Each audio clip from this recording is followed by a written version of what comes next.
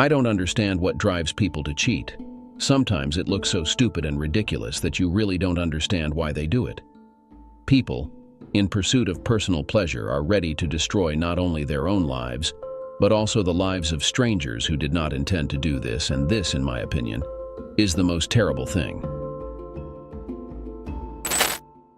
The sunlight reflecting on the warm water, accompanied by intermittent splashes as the boat's bow cut through the waves, created a stunning scene.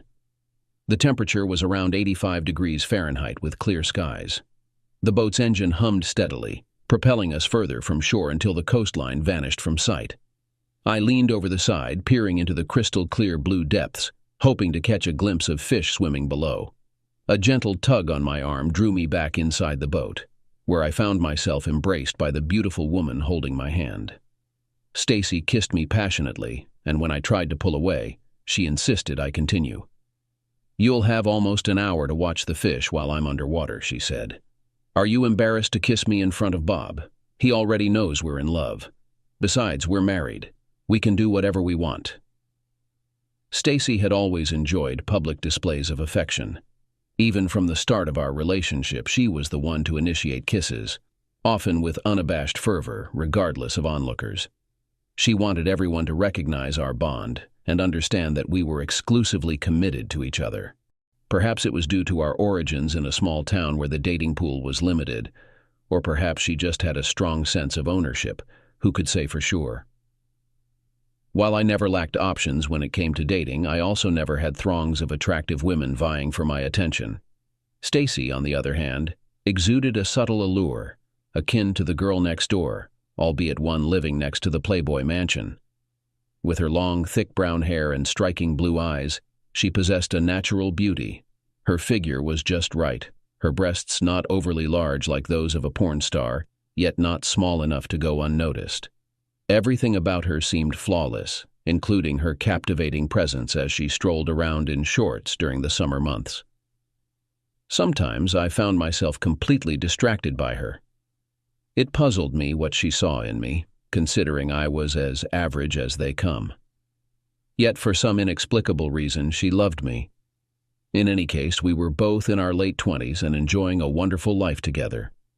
I worked as a design engineer for a prominent aftermarket auto parts company in Michigan, providing us with a comfortable lifestyle. Stacy didn't need to work, dedicating all her energy to creating a perfect home for us and the future children we envisioned.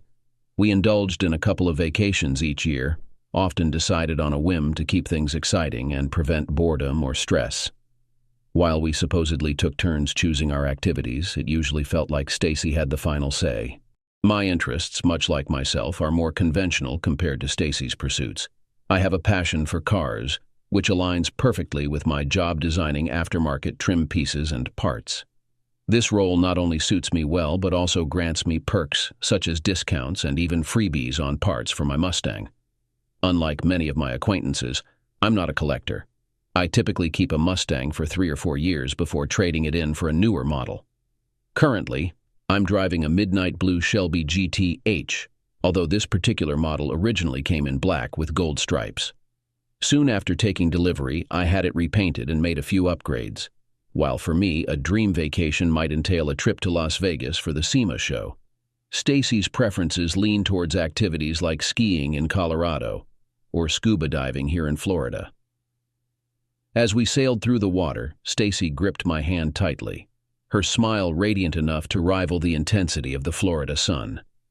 Ahead, sitting beside the boat's pilot, Bob Markham, whom we'd known for about 11 months, we headed towards a coral reef where the diving conditions were said to be perfect. We had met Bob at diving school where we were taking scuba lessons. It was during this time that we discovered my inner ear disorder, which meant I could never dive. Although Stacy initially considered giving up diving as well, I couldn't bear to let her sacrifice her passion.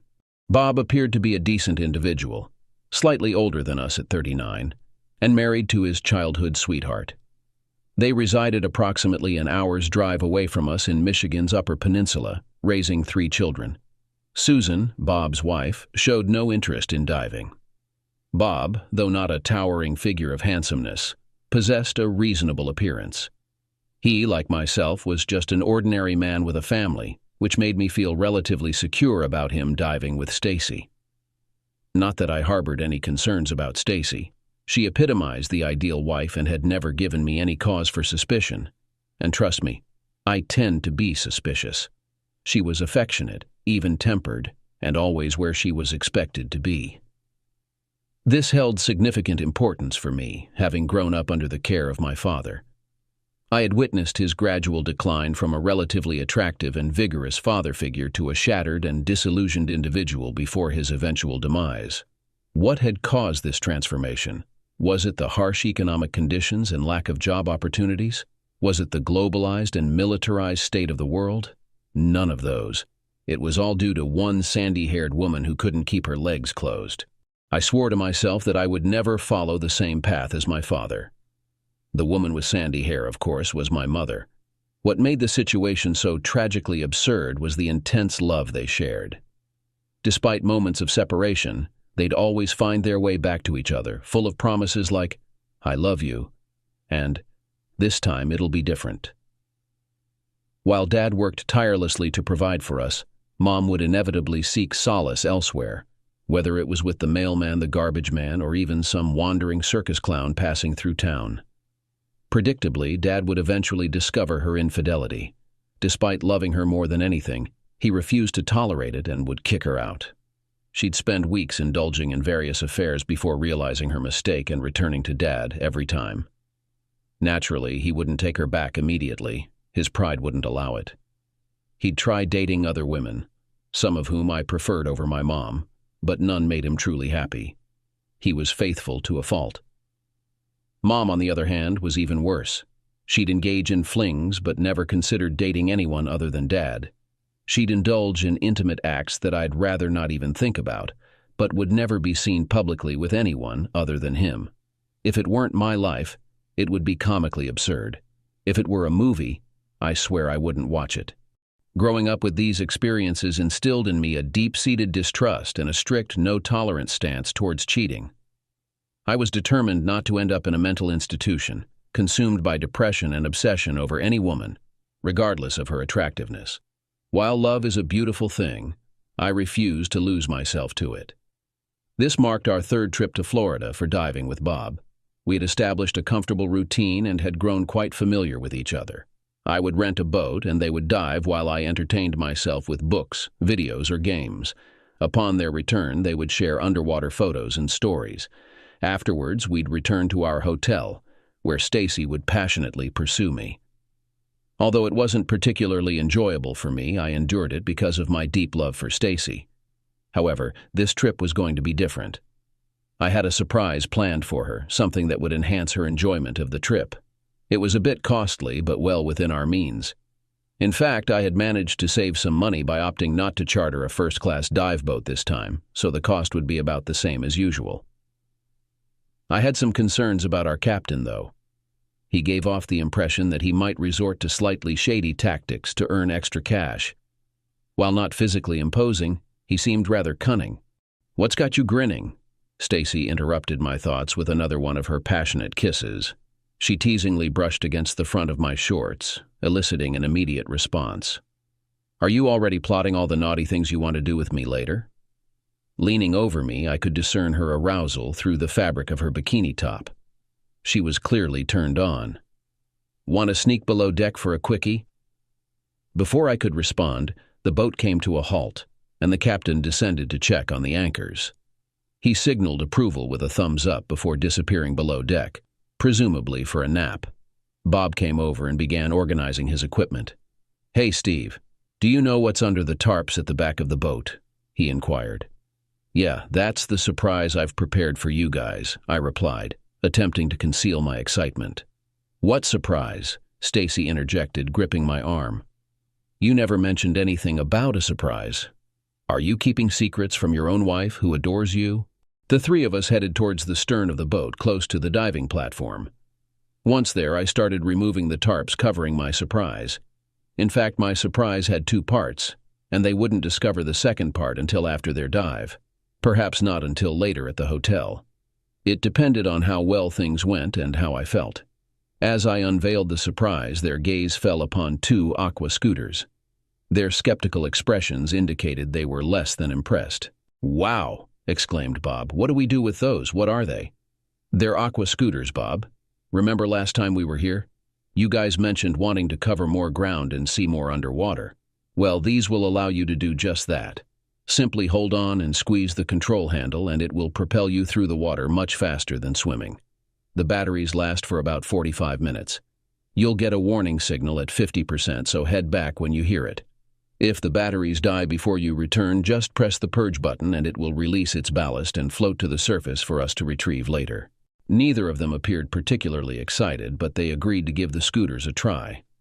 I was confident that once they experienced the speed underwater, they would appreciate the scooters more. I believed that after trying them out, they would never want to dive without them again. However, I also considered another aspect: my love for speedy vehicles. I enjoyed maximizing the horsepower of my Mustangs, but speed didn't matter much to Stacy. She drove a car I wouldn't be caught dead in. Whenever we attended car shows, I felt embarrassed when my friends talked about seeing an attractive woman getting out of a Toyota Prius. Perhaps Stacy didn't prioritize speed, even underwater. As Bob descended into the water, I observed Stacy closely. Somehow, even with her diving gear on, she managed to look good. While most people looked awkward in their equipment, Stacy effortlessly turned it into a fashion statement. Passing the blue scooter to Bob, I noted its weight, knowing it would feel nearly weightless underwater. Stacy embraced me, pulling me close for one of her kisses that always left me breathless. She kissed me as if it were the last time she would see me before a dive, just like before we hit the ski slopes together. It was her way of expressing that if anything happened, she wanted me to remember her love. She smiled, donned her mask, and gracefully descended into the water. Passing her the red scooter, I flicked on the power switch. "I love you," she uttered before submerging. Once she vanished from view, I dashed to the bow of the boat and retrieved my iPad from my belongings. It had served as entertainment during our journey until we ventured beyond the 3G range a few miles offshore. Though now devoid of internet access, it still offered games and other diversions. Recently, I had installed a special new app on it, part of my surprise for Stacy. Surprising her brought me immense joy. She was paramount in my life. Sometimes I could almost fathom why my dad endured the turmoil with my mom repeatedly. Note the almost. The day was stunning for a boat outing, with warm temperatures and refreshing ocean breezes. I ventured into the galley, grabbing a sandwich from the cooler. With about 45 minutes until their return, a quick snack was in order. While tuning the iPad to the desired frequency, I indulged in the flavor of Canadian maple turkey breast. A sip of wild cherry Pepsi accompanied my gaze at the iPad screen. Suddenly, a piece of sandwich lodged in my throat, causing me to cough violently and lean over the side of the boat, retching. Some of the sandwich and soda shot out through my nose as I coughed violently. The sensation, akin to what people describe when talking about heart attacks or life-altering events, paled in comparison to my current agony. Clutching my chest, I collapsed to my knees, pounding on it with both hands, inadvertently toppling a table on the deck, spilling my tray, soda, and sandwich. The captain rushed back on deck, visibly concerned as he noticed me holding my chest. "Sir, lie down. I'll fetch the first aid kit. We have a defibrillator on board," he urged. "To hell with that," I snapped. "Raise the damn anchors and take me back to shore, now." "But sir, your wife and your friend," he started. "Throw a dinghy overboard for them. They'll manage," I insisted. "The quicker we return, the better your bonus will be." Despite his struggle with leaving two individuals stranded at sea, my assessment of his character was spot on. For the right price, he'd bend any rule, leveraging his concern for my well-being. "How substantial a bonus are we talking about, sir?" he inquired with a grin. "It hinges on your post-return actions, your discretion, and ability to keep silent," I replied. "What do you say to 5,000? I'd comply with anything you desire, sir. However, regarding the bonus, perhaps we could stop at an ATM for cash. Checks are cumbersome, and bank transactions can raise a suspicion," he suggested, smiling as he began hoisting the anchor. "Don't forget the dinghy," I reminded him. Almost as an afterthought, he tossed a small package resembling a pillow overboard. Before it splashed into the water, he tugged on a connected cable, causing it to expand and transform into a small rubber boat. Securing it with a buoy, he swiftly started the engines, and we departed without a backward glance. I hurriedly packed our personal belongings and Stacy's into the bags we had brought aboard.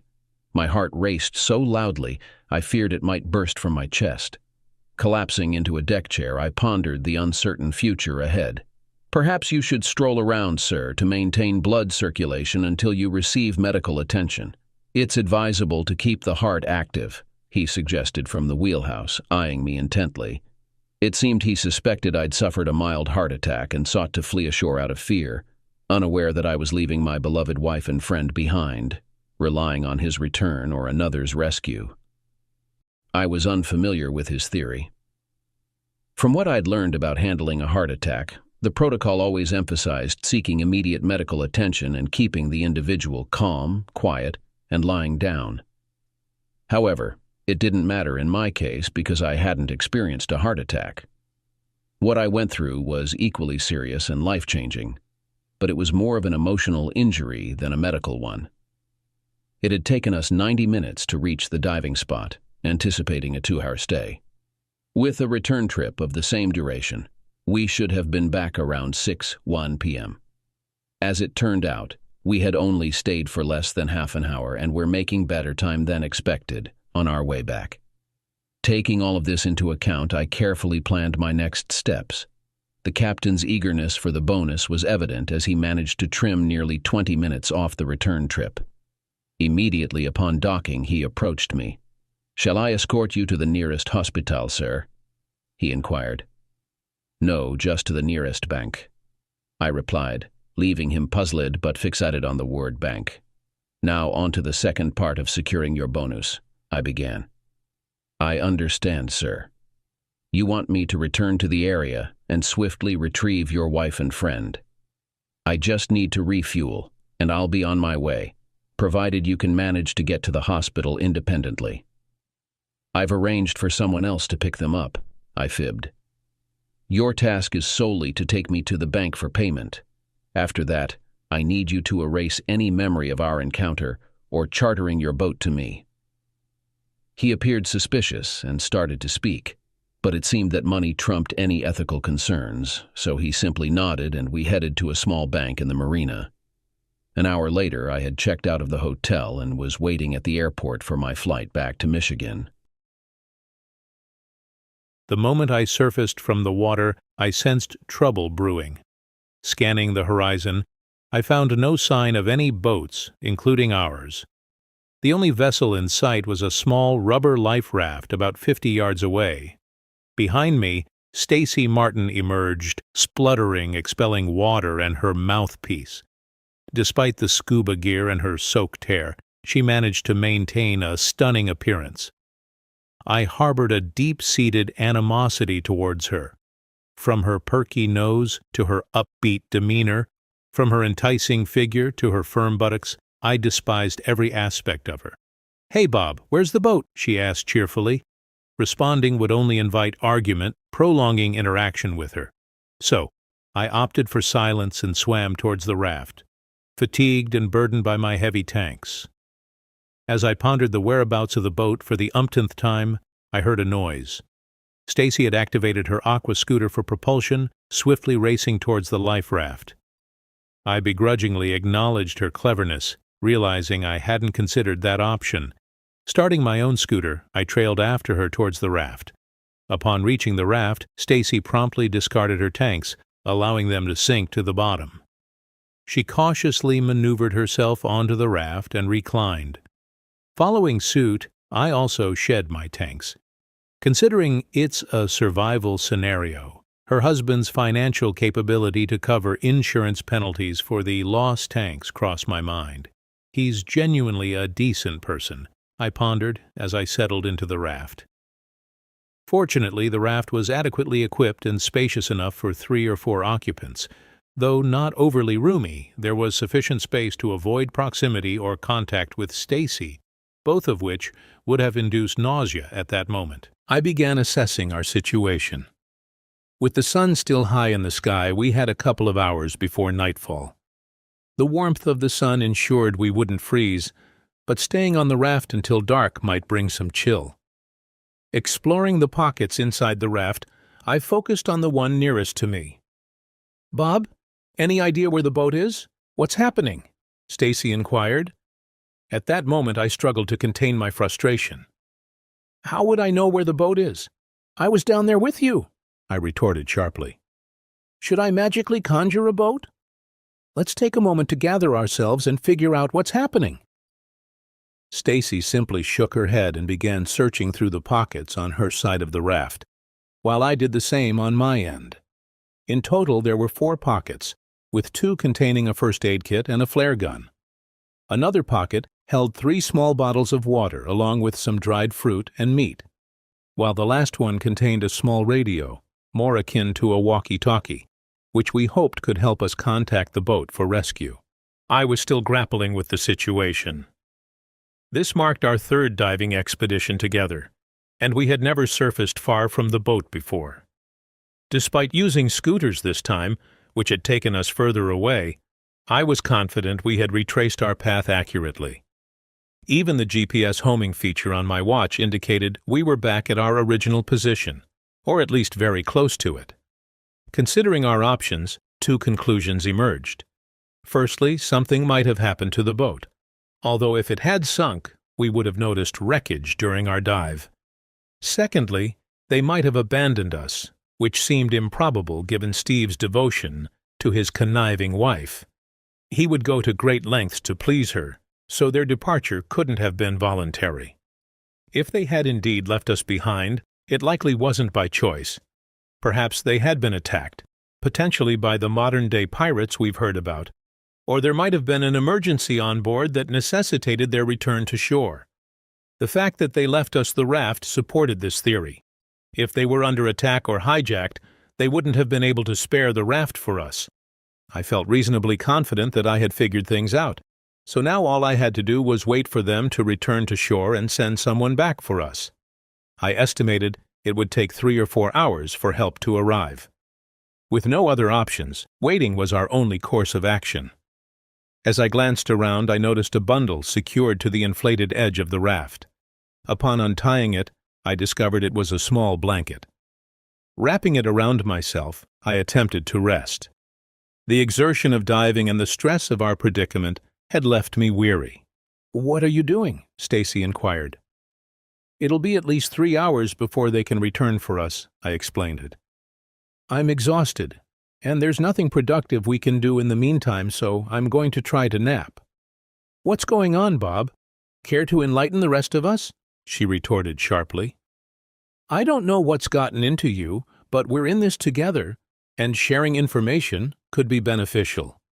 We're not in this together, and I have no desire to share anything with you," I replied tersely. "But from my perspective, they must have encountered some kind of problem or emergency while we were underwater. Something urgent enough that they couldn't wait for us to surface to handle it, hence leaving us the raft. Given Steve's character and his attachment to you, I'd wager he'll dispatch help for you promptly." It took us 90 minutes to get here, albeit without rushing. Assuming they maintain a similar speed back, maybe even a bit slower if there was a mechanical issue, we're looking at a 3 or 4 hour wait. And like I said, I'm exhausted. With that, I pulled the blanket back over me and attempted to drift back to sleep. I made a mistake. It took nearly 24 hours before we were rescued. Interestingly, a charter boat from the same company stumbled upon us on their return journey. We were severely dehydrated and sunburned, and we had nearly frozen to death during the night. Sometime after midnight, I felt Stacy trying to roll over near me for warmth. I reacted poorly, and things went downhill from there. "Get away from me, you!" I yelled at her. "You have your own blanket, so use it." "Go to hell, jerk," she yelled back. "I'm never diving with you again. I'm glad you finally realized it because they don't pay me enough to ever see you again," I screamed in reply. Then a few minutes later, I discovered that she had drunk all of the water. To even the score, I ate all of the food, which consisted of just 2 small packets containing slivers of dried meats and dried fruit. I felt foolish for consuming it all at once when morning came, and we had nothing left to eat or drink. All I could do that day was sit there and try to avoid looking at the woman who had cost me my dignity and self-respect. I despised her. What bothered me the most was that she couldn't comprehend how I felt about her, or why. I'm not wealthy. I'm not exceptionally attractive or talented. Heck, I'm not even that intelligent. I'm just an average husband and father. There's no way I could ever attract a woman like her, even in my wildest dreams. I don't know how her husband got her. He seemed to be an ordinary guy like me, but she loved him as if there were no tomorrow. Nearly every word out of her mouth was about him, and it sickened me. That woman simply didn't deserve him, as attractive as she was. We spent most of the day either ignoring each other or snapping at each other. And until that boat showed up, there were only 2 thoughts occupying my mind the entire time we were stranded together in that raft. First and foremost was a continual hope that I would reunite with my wife and children, expressing my love to them and dedicating the remainder of my days to proving it. This longing surpassed even the sensations of hunger, thirst, dehydration, and sunburn in intensity. Coming in a close second in both intensity and persistence was the urge to grip that person's throat tightly and continue squeezing until I was completely drained of strength. The arrival of the boat not only saved her life, but also prevented me from acting on that impulse. Once aboard the boat and en route to land, Stacy and I swiftly distanced ourselves from each other, taking opposite ends of the vessel. She made a beeline for the bow, while I headed towards the stern. She seemed poised to leap off the moment we docked, to seek out Steve and ascertain what was troubling him. This revelation came from the captain, who also informed us of another surprising fact. Contrary to our assumption that the boat had been dispatched to rescue us, but had somehow gone astray, nobody was even aware we were missing. Shockingly, the captain of the chartered boat we had been on had returned early the previous day, taking some time off after a successful gambling venture. Though there was mention of a passenger with a suspected heart condition, whom the captain had ferried to shore for medical attention, there was no follow-up on the individual's condition. The focus seemed to be on the captain's gambling triumph rather than any concern for the passenger's well-being. I hoped fervently that Steve had reached a hospital capable of aiding him. Deep down, I knew that only a crisis would sever his ties with that self-absorbed woman. It was a harsh truth. Even the most genuine individuals can be ensnared by someone utterly toxic. For Steve's sake, it seemed the best outcome would be for Stacy to meet a swift end, perhaps by accidentally falling overboard upon docking. While he would undoubtedly be pained temporarily, he could eventually heal, preserving his essence and cherished memories. As for myself, I resolved to catch an early flight back to my family, vowing never to leave them again. Standing at the bow of the boat, I must confess, fear gripped me. The captain's incomprehensible words hinted at something gone awry with my husband. Despite not having eaten for a day, a foreboding sensation churned in my stomach, signaling an imminent shift in my life. "Please, God, let him be safe. I'll do anything," I silently pleaded, scanning the horizon for any sign of land. Even with the boat's brisk pace, it felt agonizingly slow to me. I felt I could swim faster. The captain lent me oversized pants and a shirt, leaving me still barefoot, but I resolved to find shoes or sandals at the hospital. The nightmare of the past day faded, only to be replaced by a more harrowing one. As anyone would attest, watching a loved one face a life-threatening ordeal is even more agonizing than experiencing it oneself. Except for Bob's unexpected transformation into a difficult person, my experience on the high seas wasn't as terrible as it could have been. I couldn't comprehend why he chose to behave erratically, despite our kindness. But dwelling on it was futile. This marked the end of Bob's diving ventures with me. We had covered his hotel stay, airfare, diving gear, and more, not only this time, but also on the previous 2 occasions. We did it out of goodwill, thinking he couldn't afford it. Admittedly, Steve's inability to dive with me played a role, and he insisted I shouldn't dive solo. However, finding another dive partner wouldn't have been a challenge, and I would do so in the future. Right now, my priority was Steve's well-being. My love for him surpassed anything else. I prayed fervently that his heart condition wasn't linked to our diving adventures or our time at sea. The thought of him suffering due to something I enjoyed was unbearable. Upon reaching the docks, I disembarked from the boat promptly upon its halt. Despite the charter company's provision of a doctor for our examination, I declined their offer. However, I permitted the doctor to apply some kind of cream to soothe my sunburns, insisting on knowing which hospital Steve was admitted to. I was informed that there was only one hospital in the vicinity, thus he must be there, yet it was suggested that I retrieve some clothing from my hotel before proceeding. Considering the hospital was en route to my hotel, I acquiesced. Upon arriving at the hotel, I was taken aback by a series of surprises. Approaching the front desk, I encountered a woman who seemed familiar, her smile suggesting recognition. "Are you returning so soon?" she inquired, seemingly confused, perhaps mistaking me for someone else. "No, I require another room key. My husband is hospitalized, and I need to gather some belongings to visit him," I clarified. After an altercation, the manager reassured me that Steve had departed the hotel the previous day and was escorted to the airport for his flight home. Despite the manager's sympathetic understanding of my situation, the only assistance he could offer was the use of a phone. I attempted to reach Steve on his cell phone, but to no avail. Perhaps he was unable to answer. Left with no other options, I contacted my parents and requested they purchase a ticket for my return home to resolve the situation. The hotel kindly provided me with sandals from their gift shop and transportation to the airport, considering our frequent stays and significant expenditures over the past 9 months. Another surprise hit me as I waited in the airport lounge for my flight. After over an hour of waiting, just as the boarding call was about to happen, Bob suddenly appeared. I stood up and went to sit near him, thinking that perhaps his earlier strange behavior was due to the stress and fear of our situation. Yet, he remained aloof. When I approached him, he stood and moved further away. Disregarding him, I focused on more pressing matters. My father had clarified Steve's actions for me. To him, it made perfect sense. With Steve's heart condition, every moment was crucial for his survival. Why risk his care at a lesser facility in a small Florida town when he could choose between 2 of the world's leading hospitals back home? He could opt for either the renowned cardiac care center at the DMC or the similar team at the University of Michigan Hospital. Hearing my dad's explanation, I realized 2 things.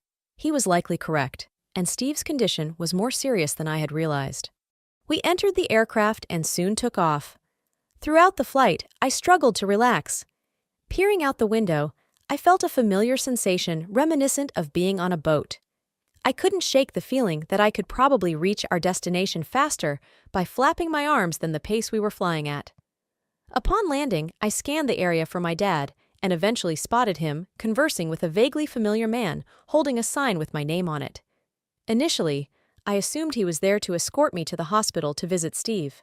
However, he guided me to a conference room just outside the airline terminal. I recognized the room instantly, having been there before for meetings with out-of-town clients through Steve's company. As I entered the room, I was taken aback to see Bob, the jerk, heading in the same direction.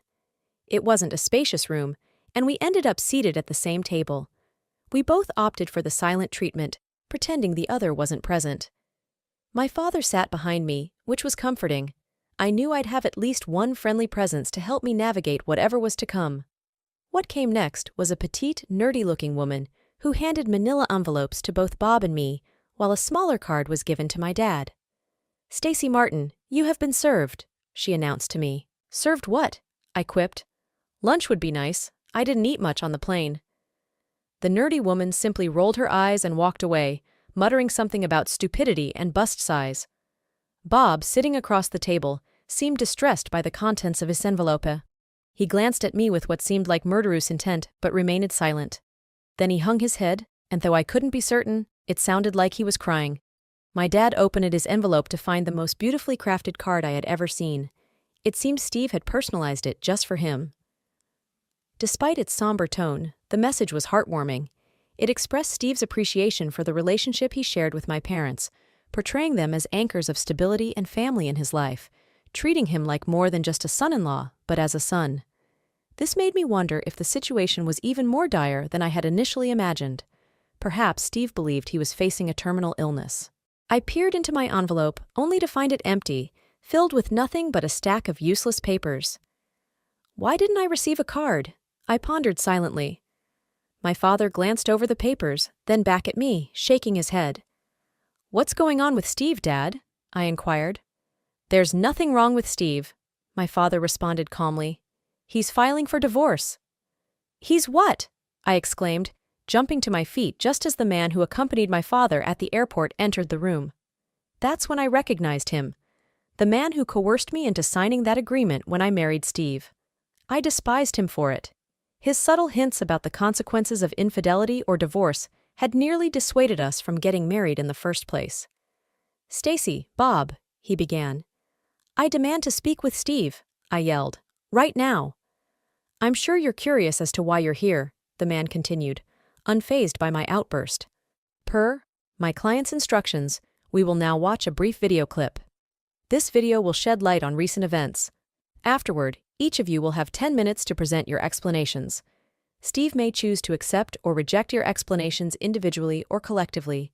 He may accept one and reject the other, or vice versa. He reserves the right to reject both or accept both. He will enter the room once the video starts, but neither of you are permitted to speak to or touch him in any way. Any attempt to do so will result in automatic rejection of that party's explanation. Is that understood?" Both of us nodded in agreement. "Any questions?" he inquired. Bob raised his hand, reminiscent of a schoolchild. The man acknowledged him with a nod, prompting Bob to pose his question. "What are the consequences if he either accepts or rejects our explanations?" "If he accepts your explanation, you can return to your wife and kids, hopefully living happily ever after. If he doesn't, a duplicate of the file you hold and the videotape will be delivered to your wife before you arrive home." Despite his sunburn, Bob noticeably paled. The room's lighting dimmed, though not completely. A flat screen behind the man flickered to life, displaying a video. It depicted me, Steve, and Bob seated at a table, raising beer glasses in a toast. There was footage of me and Steve sharing a kiss. I recognized it all. It was from our previous trip to Florida. Nothing seemed out of the ordinary until it transitioned to some personal home videos of me and Steve, along with snippets of Bob's family at a cookout we had invited them to. I felt a surge of resentment toward Bob, though I couldn't deny that his kids were adorable. It made me contemplate starting a family with Steve. The video then shifted, becoming grainier as it transitioned to underwater footage, yet strangely familiar. It depicted me being propelled by my aqua scooter, and damn, I looked good. Despite the graininess, the footage was remarkable, with vibrant colors that almost suggested the videographer had been right there with us. "Who filmed this?" I inquired. "It was Bob," responded a voice I recognized as Steve's. Bob had an underwater camera attached to his aqua scooter.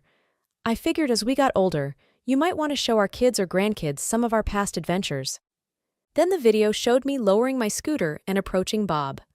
When the scooter bomb sank to the seabed, the camera angle adjusted to show both of us. I went up to Bob, took off his respirator, and kissed him.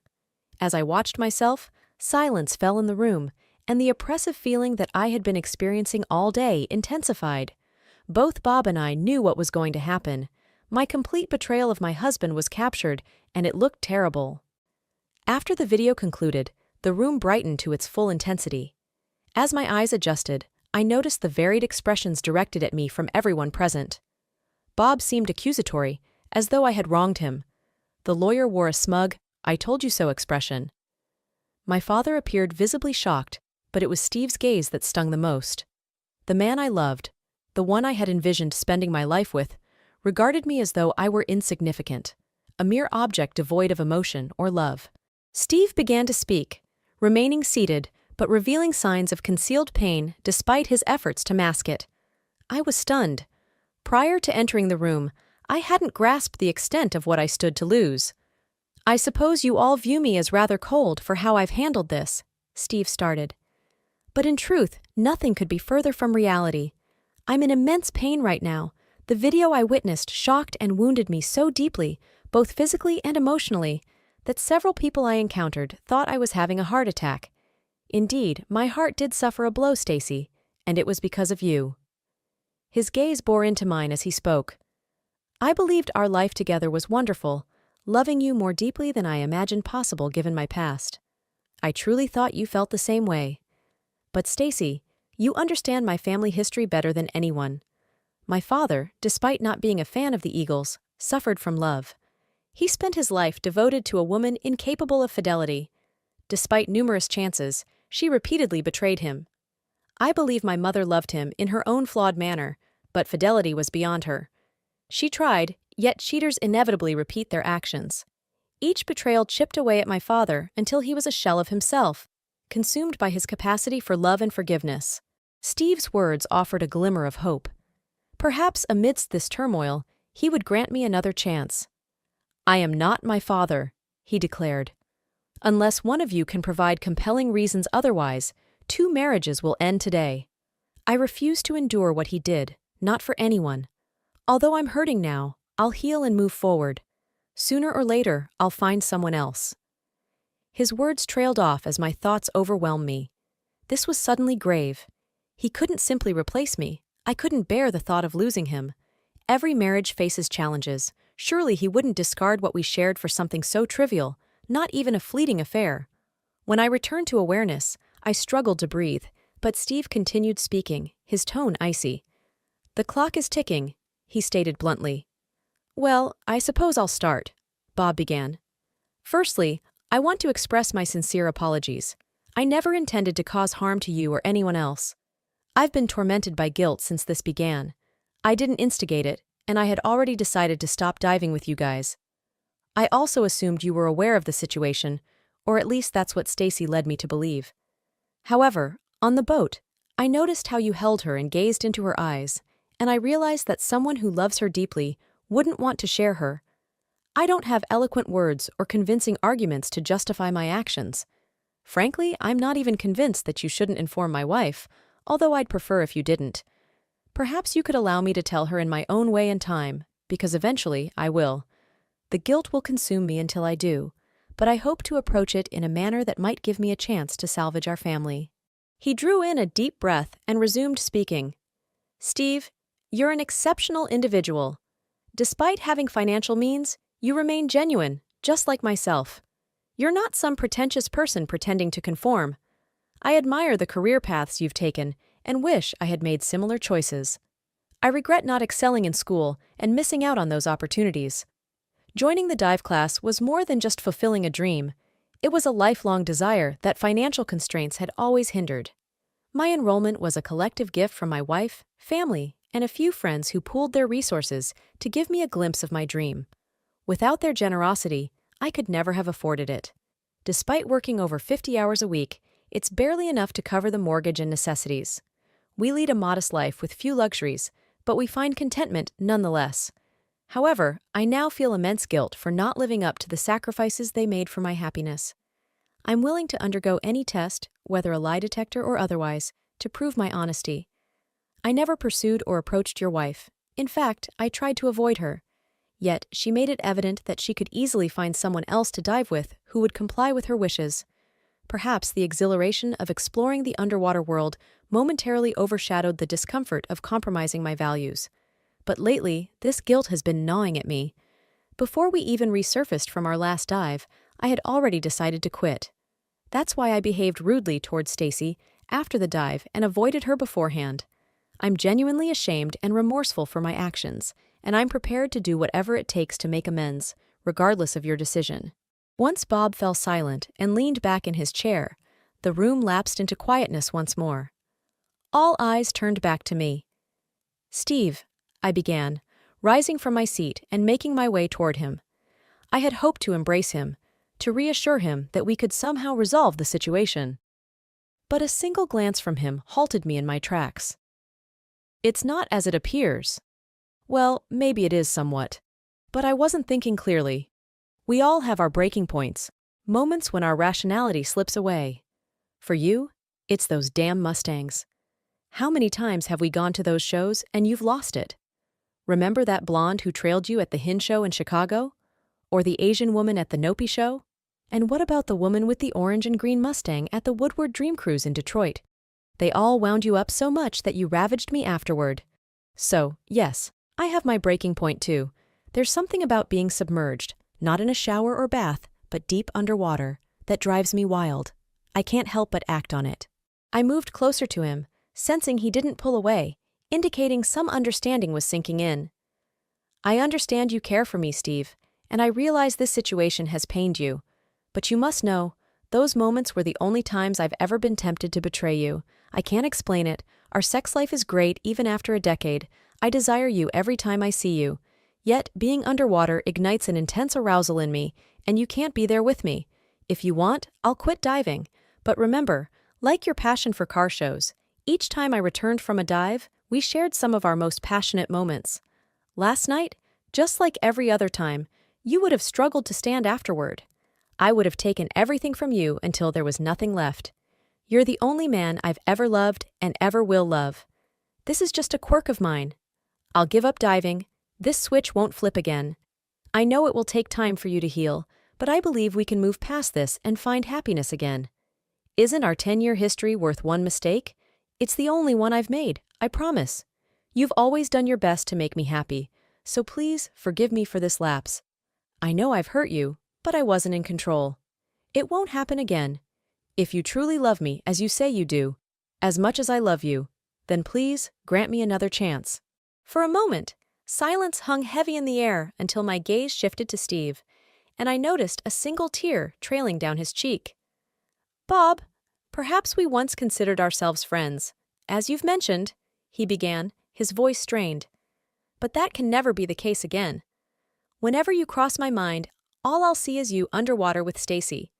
There must be consequences for that. However, I'm not blind to the fact that your heart wasn't truly in it, as the video showed. They say men can't be raped, but what I witnessed was painfully close to it. You can destroy the documents in the file. I won't pursue legal action, nor will I inform your wife. I'm not your judge, Bob. It's not my role to exact punishment or dictate your choices. Yet, I do have a suggestion for your penance. Don't confess to your wife either. You mentioned the burden of keeping it from her would weigh on you, so let it. Revealing the truth would only cause her pain, and she doesn't deserve what I'm feeling now. They say the truth sets you free, but in this case, it would only alleviate your guilt at her expense. Your punishment is to live with that guilt gnawing away at you. Thank you, Steve, Bob said, as he rose and strolled away slowly. Steve then turned to me, gesturing for me to join him at his table by the screen. He took my hand and embraced me, followed by a long, passionate kiss. My response was typical. My nipples hardened and my arousal heightened as he held me close. However, something felt off. Running my hand over Steve's pants, I noticed he wasn't becoming aroused. Stacy, you made some compelling points, he said. Before you spoke, I was so angry that I was prepared to simply cut you a check according to our prenuptial agreement and walk away. But your words, both logical and emotional, resonated with me. When you mentioned the crazy switch and how we all possess one, you struck a chord. You were spot on about many aspects of me, my passion for Mustangs, my excitement at car shows, but what you missed was that even in those moments, it was you I shared that passion with. Sure, there were other attractive women at those events, but you were the only one I desired. You were also right about my love for you, and how I always strive to make you happy. But Stace, that's all I had to give. I couldn't give any more, no matter how hard I tried, and I suppose it wasn't enough. As he spoke, he held my hand, but then gently released it. You've chosen the wrong person to try this with, considering you know all about my parents and their troubled relationship. Some of the things you said sounded just like my mother, but I refuse to follow my father's footsteps. I've witnessed firsthand that cheaters will always find a way, no matter the circumstances or excuses. Unlike my dad, I won't sacrifice my self-respect for love. He kept giving my mom chances until he had none left. I loved you deeply, perhaps as much as he loved my mom, but our path can't be like theirs. Initially, I planned to settle this with a check, But now I'm considering using the video evidence to challenge our prenuptial agreement and give you even less in court. I was shocked by Steve's words, tears welling up, but he remained stoic as he stood up, preparing to leave me. You once said my Mustangs were my Achilles' heel, and for you, it's water. Well, I see you as some sort of H2O, and I can't stay married to you. I loved you, Stacy, but unlike my parents, I refuse to believe there's only one person for me. I'll find someone else. Steve left the room, leaving me alone with my father, who remained sitting, shaking his head. A few months later, we ended up in court, where I had to settle for half of the agreed amount. This meant that I would have to look for a job, but there were few opportunities for high-paying jobs in our small town. I lost everything. The man I loved, my comfortable life, my home, and even the respect of my parents. The worst part was that I couldn't get back at Bob without risking my reputation. Although I was going to tell his wife about it, I was warned that it could lead to an underwater video appearing on the internet. Now I have to watch every single woman in town compete for the love of the man I love. I single-handedly destroyed all my hopes and dreams of the life I dreamed of, underwater.